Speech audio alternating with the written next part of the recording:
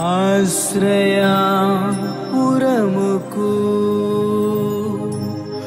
ఆధారం యేసే,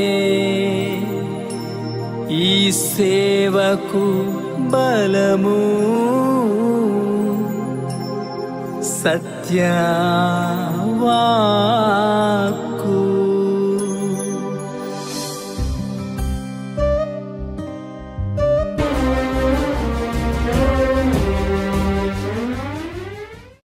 ఉదయకాల ప్రార్థనకు మిమ్మలను ప్రేమపూర్వకంగా ఆహ్వానిస్తున్నాను. ప్రియులరా, దేవుని యొక్క మహాకృప మరొక శ్రేష్టమైన దినంలో 30వ తేదీ సెప్టెంబర్ మాసం 2025 సంవత్సరం మంగళవారం దినాన్ని సజీవులుగా ఉండడానికి కృపనిచ్చిన దేవాతి దేవునికి మహిమ చెల్లిస్తూ ప్రార్థనాపూర్వకంగా ఈ దినాన్ని ప్రారంభించుకుందాం. మొదటగా వాక్యాన్ని ధ్యానించుకుందాం. ఇర్మియా గ్రంథము 31వ అధ్యాయము 13వ వచనము. వారి దుఃఖమునకు ప్రతిగా సంతోషమిచ్చి వారిని ఆదరించేదను, విచారమును కొట్టివేసి నేను వారికి ఆనందము కలుగచేతును. కనుక కన్యకలను, యవనులను, వృద్ధులను కూడి నాట్యమందు సంతోషించెదరు. ప్రియులరా, బబులోను చెరలో బంధకాల్లో ఉన్నటువంటి ఇశ్రాయేలు ప్రజలతో దేవుడిస్తున్నటువంటి మాటలు. వారు బంధకాల్లో ఉన్నారు, కన్నీటితో ఉన్నారు, బాధలు అనుభవిస్తున్నారు. మళ్ళీ వాళ్ళకి పూర్వవైభవం, సంతోషం, స్వేచ్ఛ, శాంతినిచ్చే రోజులు వస్తాయని దేవుడు ఇర్మియా ప్రవక్త ద్వారా సెలవిస్తున్నటువంటి మాటలు. ఈ సమయంలో వారు ఎదుర్కొంటున్నటువంటి ప్రతి సమస్యకు పరిష్కారాన్ని ఈ వచనంలో తెలియపరుస్తూ, ముఖ్యంగా దేవుడు దుఃఖాన్ని సంతోషంగా మార్చగలిగిన వాడు. ప్రియులరా, మార్చండి.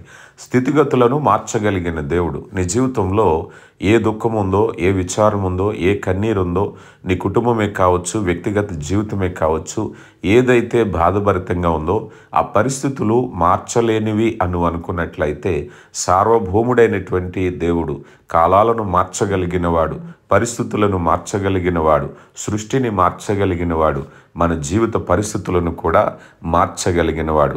30వ సంకీర్తన 11వ చరణంలో, నా ప్రాణము మౌనముగా ఉండక నిన్ను కీర్తించినట్లు నా అంగలార్పును నీవు నాట్యముగా మార్చి ఉన్నావు. ప్రియులరా, గమనించండి. స్థితిగతులను మార్చగలిగిన దేవుడు. నువ్వే స్థితిలో ఉన్నావో ఆ స్థితే ఇక ఎప్పటికీ స్థిరమని మాత్రం నువ్వు అనుకోవద్దు. ఎందుకంటే దేవుడు నీ పరిస్థితిని మార్చగలిగిన వాడు. దావీదు జీవితాన్ని మార్చాడు, యేసేపు జీవితాన్ని మార్చారు, ఎస్తేరు జీవితాన్ని మార్చారు, నయోమి జీవితాన్ని మార్చారు. ఎలాంటి వారి జీవితాన్ని అయినా మార్చగలిగిన వాడు. అలాగే రెండవది ఏమిటయ్యా అన్నట్లయితే, కన్యకలు, యవనులు, వృద్ధులు కూడి నాట్యమాడెదరు అన్నప్పుడు ఇక్కడ ప్రతి వయస్కుడును దేవుడు ఆశీర్వదిస్తారు. ఒకవేళ నీది చిన్న వయసు అనుకుంటున్నావా, దేవుడు నిన్ను విడిచిపెట్టడు. ఒకవేళ అయ్యో నా వయసు పెద్ద వయసు అయిపోయింది, వృద్ధాప్యం అనుకుంటున్నావా, దేవుడు అంటున్నారు వృద్ధులను కూడా ఆయన శక్తితో, బలముతో ఆయన అందరినీ కూడా సంతోషింపచేసేటువంటి సామర్థ్యం కలిగిన వాడు. నువ్వే వయస్కుడు వాడైనప్పటికీ. అందుకే అంటున్నారు కన్యకలు, యవ్వనులు, వృద్ధులు కూడి నాట్యమాడుదురు. అంతేకాకుండా ఆయన యందు పరిపూర్ణమైన సమాధానము, సంతోషము కలుగుతుంది. కేవలం కష్టాలు తొలగించటమే కాదు, హృదయానికి శాంతి, ఆనందాన్ని, కొత్త ఆశతో నింపగలిగినటువంటి దేవుడు. చాలామంది జీవితాల్లో, వారి హృదయాల్లో అనేకమైన వేదనలు, పరిస్థితులు మారుతున్నా కూడా ఏదో నిట్టూర్పుతో, ఒకవేళ పరిస్థితి మారిపోయినా కూడా గతం తాలూకా విచారం అనేది కొట్టివేయబడకుండా అదే దుఃఖంలో బ్రతికే వాళ్ళు చాలామంది చూస్తూ ఉంటాం. దేవుడు నీ బాహ్యమైన పరిస్థితులు మార్చటమే కాదు, నీ అంతరంగ పరిస్థితిని మార్చగలిగిన దేవుడు. ఇదే దేవుళ్ళ గొప్ప విషయం. చూడండి, కొంతమంది బాగా నష్టపోయిన తర్వాత, కష్టపడ్డ తర్వాత పరిస్థితులు మారిన వారి నుంచి తేరుకోలేరు. అవే ఆలోచనలు, అవే బాధల్లో బ్రతుకుతూ ఉంటారు. కానీ దేవుడు నిన్ను నూతన సృష్టిగా మార్చబోతున్నాడు. కనుక ప్రియులరా, ఇక్కడ ఆయన తన ప్రజలతో ఉండేటువంటి సహవాసాన్ని కూడా తెలియపరుస్తూ నృత్యము, సంతోషం అనే మాటలు మనం చూస్తూ ఉన్నాం. సంతోషించేటువంటిది అంటే ఆరాధించేటటువంటి ఆ చక్కని అవకాశాన్ని దేవుడు మనకిస్తున్నారు. ప్రియులరా, ముఖ్యంగా 3 విషయాలు చూడండి. ప్రస్తుతం ఉన్న దుఃఖము తాత్కాలికమే, ఇది శాశ్వతం కాదు.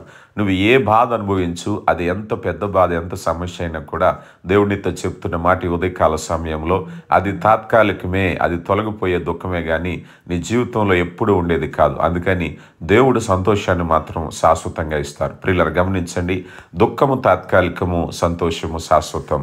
రెండవది, తన వాగ్దానం ఎప్పుడు కూడా నిజమయ్యేదే. ఇశ్రాయేలీయులకు ఇచ్చినట్లే మన జీవితాల్లో కూడా తన వాగ్దానాలు నెరవేర్చే వరకు దేవుడు నిర్లక్ష్యం చేసే దేవుడు కాదు. మూడవదిగా మనం చూసినప్పుడు యేసు ప్రభులో మనకి శాశ్వతమైనటువంటి ఆనందము, రక్షణ ఇవ్వటానికి ఆయన ఇష్టపడుతూ ఉన్నారు. యోహాను సువార్త 16వ అధ్యాయము 20-21 వచనాల్లో, మీరు ఏడ్చి ప్రలాపింతురు గాని లోకం సంతోషించును, మీరు దుఃఖింతురు గాని మీ దుఃఖము సంతోషమగునని మీతో నిశ్చయముగా చెప్పుచున్నాను. స్త్రీ ప్రసవించినప్పుడు ఆమె గడియలు వచ్చును గనుక ఆమె వేదన పడును. అయితే శిశువు పుట్టగానే లోకమందు నరుడొకడు పుట్టినని సంతోషించేత ఆమె వేదన మర్చిపోయి జ్ఞాపకం చేసుకున్నది అంటున్నారు. కనుక ప్రియులారా, దేవుడిచ్చే ఆనందం ఎలా ఉంటుందో తెలుసా? నీ దుఃఖాన్ని మర్చిపోయేలాగా ఉంటుంది. దేవుడిచ్చే ఆనందం ఎలా ఉంటుందో తెలుసా? నీ విచారం మరలా గుర్తురాని విధంగా ఉంటుంది. ఆ రీతిగా దేవుడు నిన్ను ఆశీర్వదించి నడిపించునుగాక. ఆమెను ప్రార్థించుకుందాం. ప్రార్థనలో గుర్తించుకోవాల్సిన విషయాలు, ఈరోజు అమలాపురం దగ్గర ఐనవేలిలో జరుగుతున్న అభిషేకారాధన, అలాగే రేపటి నుంచి 3 రోజుల పాటు రాజమండ్రి మిత్తిపాడు ఆశ్రయపురంలో జరుగుతున్న 3 రోజుల కార్యక్రమానికి మిమ్మల్ని అందరినీ కూడా ప్రేమపూర్వకంగా ఆహ్వానిస్తున్నాను. ప్రార్థించండి. దేవుడు మిమ్మల్ని దీవించునుగాక.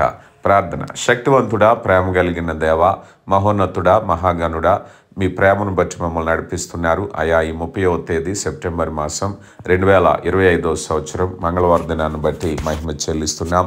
గడిచిన రాత్రంతా కాచి కాపాడిన దేవా, మీకే మహిమ చెల్లిస్తున్నాం.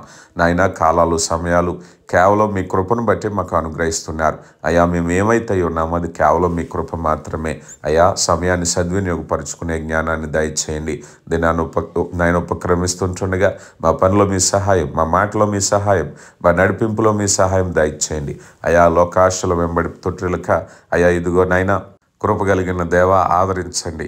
అయ్యా, ఇదిగో నాయన మీ కృపలో బలపరచండి. వాక్యాన్ని ప్రేమించే మనసును దయచేయండి. ప్రతివారు తమ సొంత కార్యాలు మాత్రమే కాకుండా అయ్యా, మీ చిత్తాన్ని జరిగించే జ్ఞానాన్ని మాకును దయచేయమని వేడుకుంటున్నాం. పరిచర్యను దీవించండి నా తండ్రి.